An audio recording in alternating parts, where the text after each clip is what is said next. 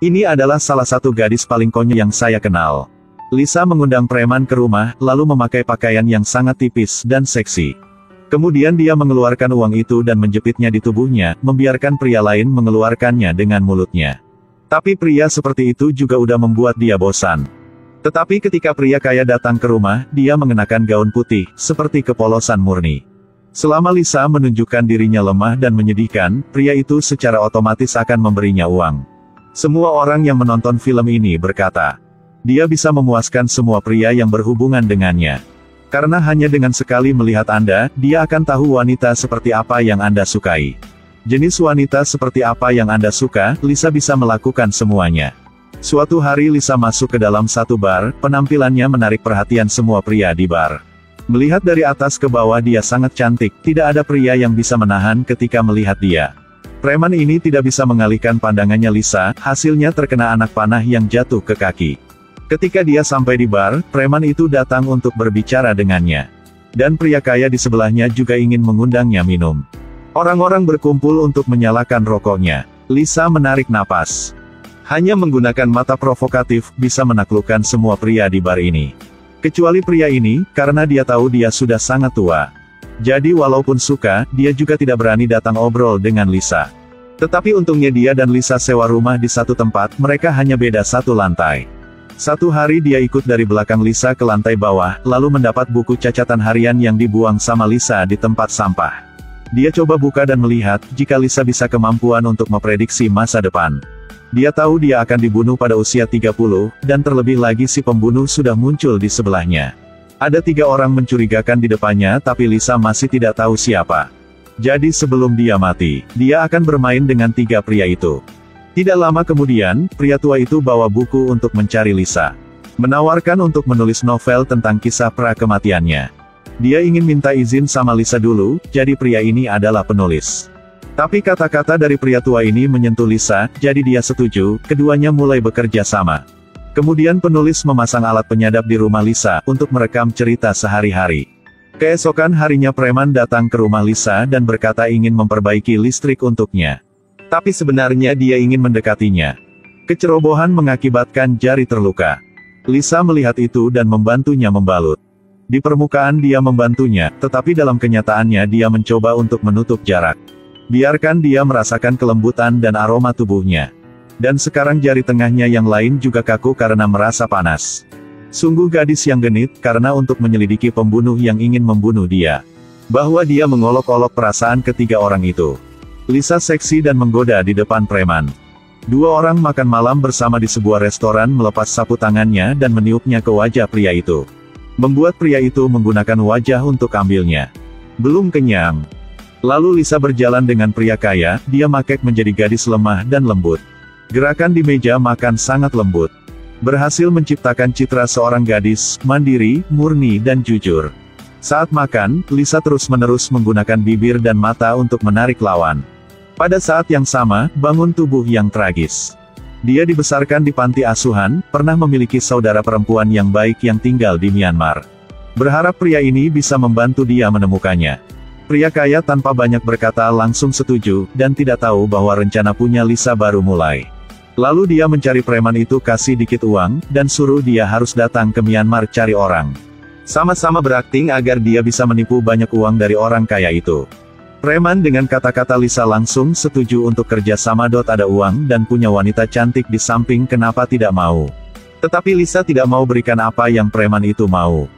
Pada saat itu pria kaya juga datang ke rumah. Preman pura-pura dia datang untuk perbaiki listrik, lalu cari alasan untuk pergi. Tetapi saat pria kaya masuk ke dalam kamar, gadis seksi tadi sudah berubah lagi menjadi gadis lugu. Jadi dia ingin kasih tahu jika di Myanmar tidak ada yang bisa bantu. Mendengar itu, Lisa pura-pura terlihat lemah, dia melepas anting-antingnya. Berharap pria ini bisa membantu dia menjualnya untuk membeli tiket pesawat ke Myanmar. Karena dia ingin dia sendiri yang ke Myanmar untuk mencari temanya. Muka yang pintar akting ini, harusnya dia menang Oscar 10 kali. Pria kaya melihat gadis yang menyedihkan ini, jadi memutuskan untuk pergi bersamanya. Mereka datang ke Myanmar, dan lawan minta 60 ribu dolar baru mau lepaskan orangnya. Pria kaya mendengarkan semua, berpikir hanya sedikit uang bagi dia, jadi bantu untuk membayar.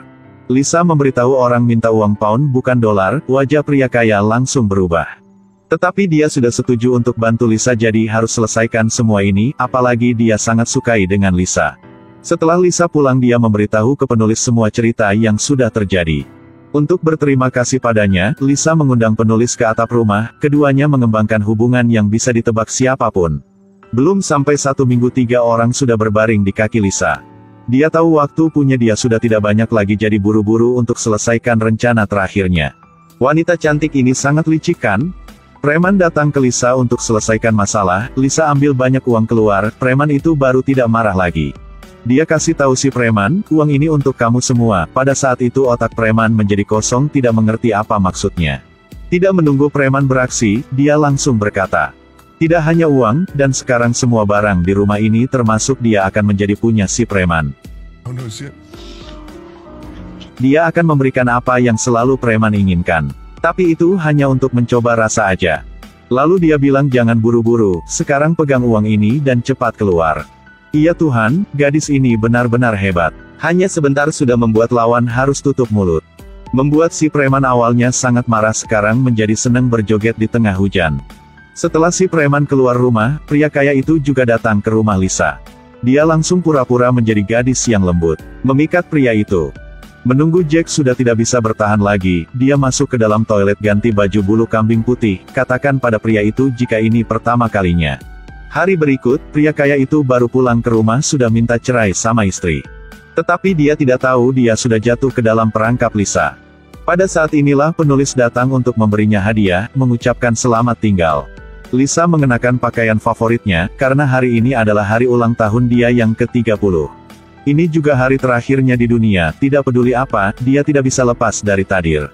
Dia menggunakan nama pacar preman untuk pergi ke kompetisi dart, dan pada saat yang sama mengundang penulis dan pria kaya itu untuk datang.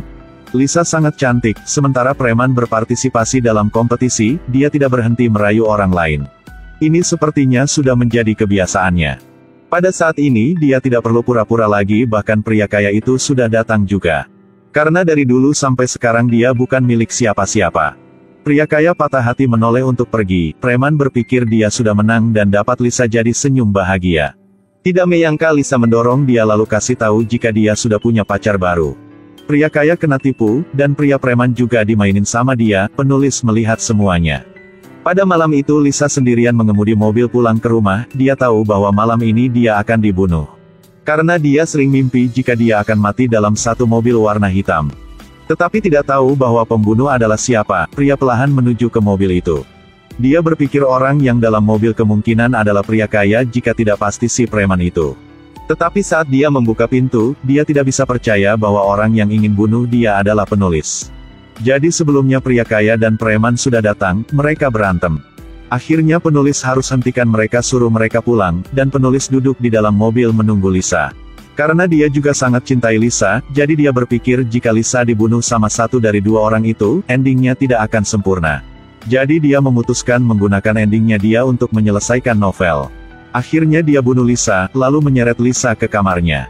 Dia meletakkan buku cerita di dada Lisa, lalu meminum racun dan tiduran di sebelahnya. Dalam hati penulis, ini adalah ending yang sempurna. Terima kasih sudah menonton, sampai jumpa di video berikutnya.